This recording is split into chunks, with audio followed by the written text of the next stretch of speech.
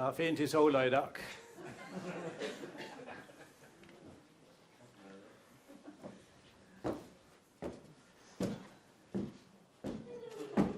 Hva er det som tramper på braune mi? Det er bare Gunnar her. Jeg vil ikke at du skal kalle han Dibru, eller jeg er like mye den som deg. Du vet, formueskatten min kunne være nok til å ha satt ned hele de pælene. Ja, nei, jeg må stå her og passe på braune mi. Jeg må først og fremst hepte at ikke disse landsmannsbekjentene forsvinner til Flekkefjord. Visst tusen. Og så har jeg begynt valgkampen. Det er mye folk som går her. Det er gjenvalg til neste år, vet du. Hva er det du vil? Fondal, må du komme? Du er så treg i dag. Må du sanse deg. Du vet vel jeg er en av gründerne, en av de største i Kvinesdal. Ja. Jeg er så opptatt av næringsutvikling. Så meg og Fondal, han er min høyre hånd. Vi skal over på Gollestad og se om det kan være noe muligheter der. Jeg har lurt på å bygge en gigantisk bilforhandler der. Det mangler jo en del merker her i lista. Saab og BMW mangler vi. Og Porsche og Ferrari, de ville være storselgere i Kvinesdal. Ja, det høres lovende ut. Men dette her, for dette på plass, skal jeg faen meg ta innersvingen på den håndspekkguden. Ja, du får gå over da. Ta med deg Fondal. Kommer du? Du er ikke brudgom til noe, du.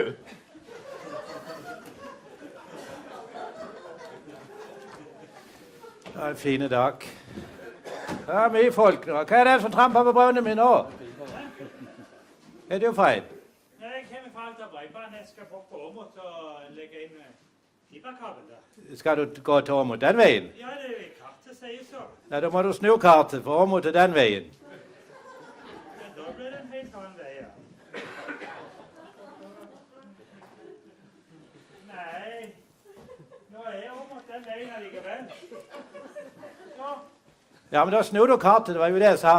Sånn. Og så gjenger du der. Ja.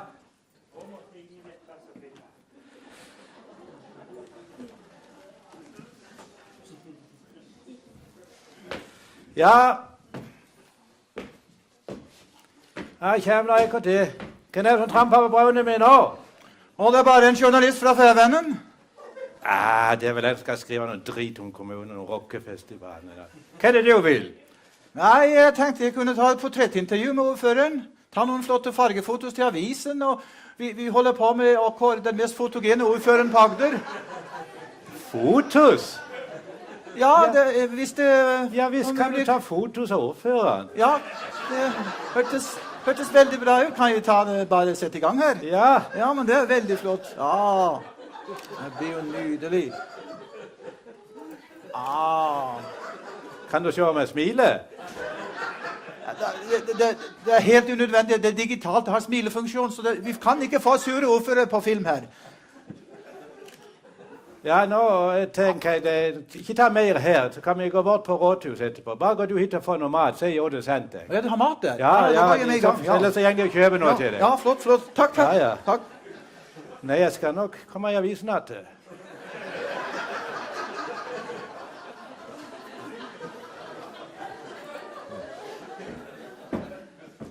Hvem er det som tramper på braune min nå? Det er bare meg igjen. Kommer du? Du er helt håpløs, du. Meg og han ble bedt inn på et av de nye husene der, en av familiene der nye som har flyttet inn der. Så kunne jeg se, og jeg klarte ikke å se villaen min ifra der.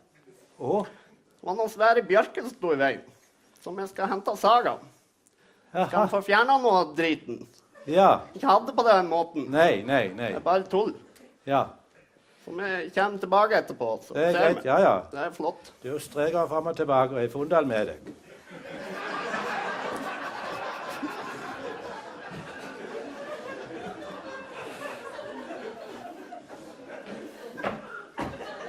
Hva er det som tramper på braune mi? Det er bare fuglesperteren Krogland.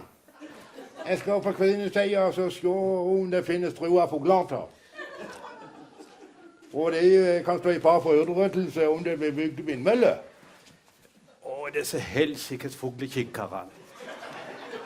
De kan velta hele vindmølleprosjektet mitt. Hva tror hva det er de nå har? Nei, denne karen, denne må vi få sendt hjem til. Jeg kan ikke ha noen ødelegge det vindmølleprosjektet mitt. Hvordan tror fugler, tror du det de har sett på kvinneseier?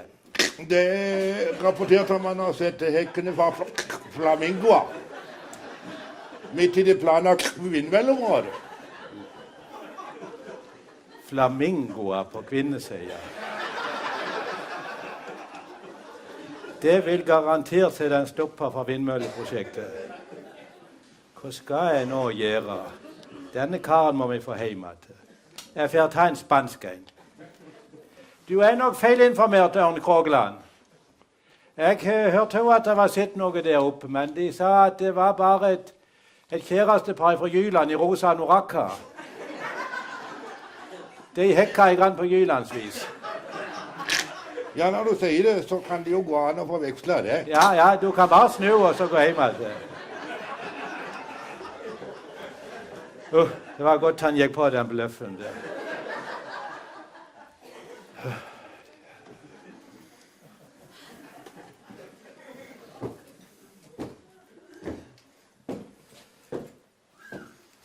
Hva er det som tramper på brødene mi? Må du sanse deg? Du kjenner jo meg. Å, ja. Nå skal dere sage, ja.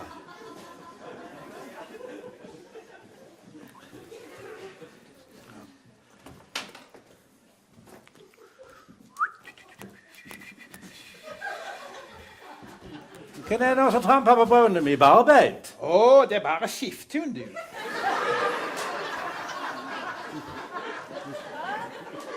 Hva er det du vil for noe? Ja, du vet, vi sliter veldig med å få inn penger til dette menighetssenteret. Så kom Raimond opp med den ideen at vi kunne ta bompenger over bruna her. 10 kroner per person som gjenger gjennom. Ja, det hadde blitt mye penger, men det gjenger nok dessverre ikke. Kvindølene har alt betalt denne brauna, så vi kan ikke ta betaling en gang til. Jeg tror du og Raimond blitt funnet på noe annet. Filleren òg.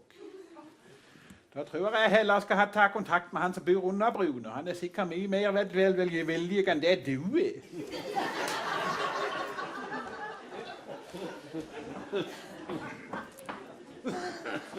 Hvem er det som tramper på brødene mine nå? Hei, det er bare Tore Larsen fra Feda. Gud bevare meg. Skal tro hva nå hun har funnet på. Rolig nå, ikke hiss deg opp. 1, 2, 3, 4, 5, 6, 7, 8, 9, 10. Ja.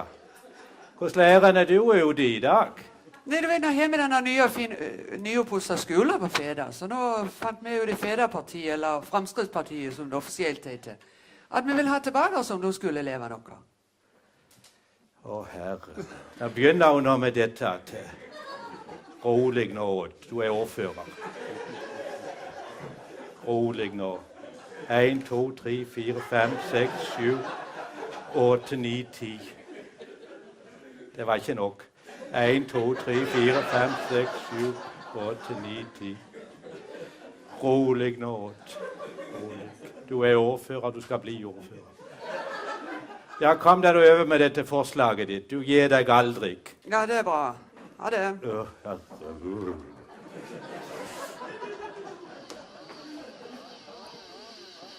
Ja, det var en fin dag inntil nå.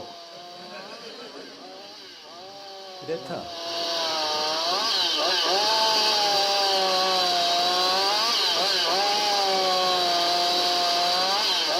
Jan Magne, dette får du ikke til. La meg få den saga.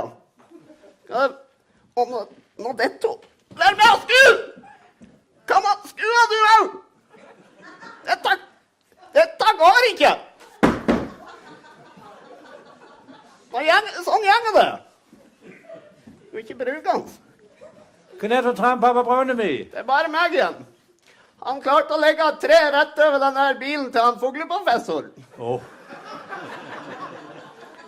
Rett i taget på han.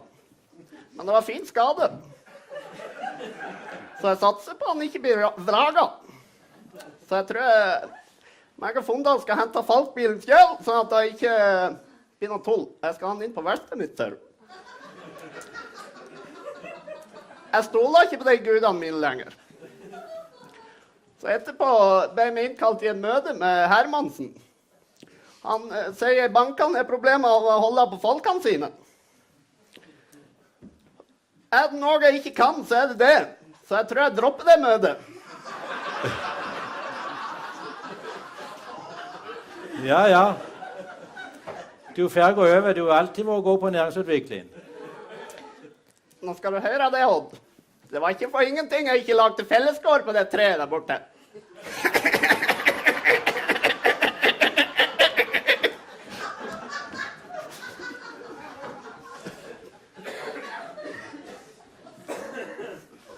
Han skjer litt av hvert her, skal jeg si. Ja. Han har begynner å bli nok nå.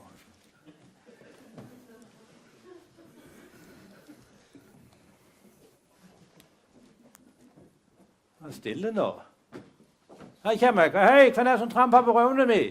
Nei, det er bare en som kunne tenke seg å be ordføreren med opp på en 3-retters middag på Utsikten. Ja, det er alltid godt å få 3 retter på Utsikten. Men jeg regner på at den karen vil prekammerordføreren om noe.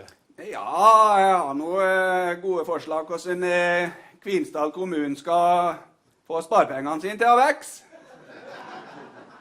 Ja da, det er ikke så mye just nå, men det kan være greit å vekse det vi har. Hva slags firma kommer du ifra? Nei, jeg kommer nå ifra Terra Superfinans. Terra? Ja, nå har jeg sjansen. Det må ikke han forstå noe. Dette har jeg ventet på lenge. Ja, skal vi gå? Vent litt. Kan ikke du komme hit her i Granna, så skal du få sitt? Jo, Nå her. har du aldri sett før.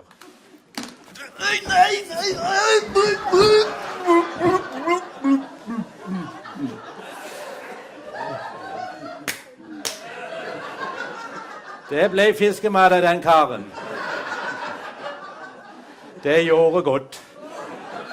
Nå må jeg hamske meg i Granna bort på rådhuset, så jeg får ta noen gode bilder av den journalisten. Det er ikke tid å stå her lenger.